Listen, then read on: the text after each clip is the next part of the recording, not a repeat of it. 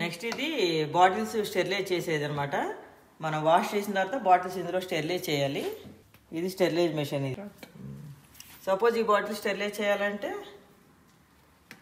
ఈ బాటిల్ ఇట్లా బోర్లించి పెట్టాలన్నమాట. ఇందులో మన డిష్ వాషర్లో సామాన్లు పెట్టినట్టు బోర్లించి పెట్టాలి.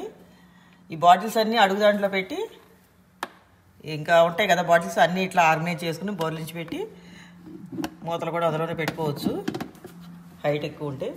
ఇందులోనేమో ఇవి అనమాట, ఇలా ఈ పాల పేకలు ఇవి ఉంటాయి కదా, ఈ చిన్నవన్నీ ఇందులో పెట్టుకోవచ్చు.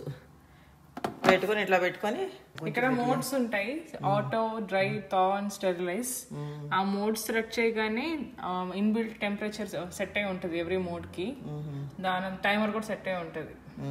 కావాలంటే మనం పెంచుకోవడానికి వెళ్ళి ఇక్కడ ప్లస్ మైనస్లు ఉన్నాయి, అవి నొక్కి పెంచుకోవచ్చు.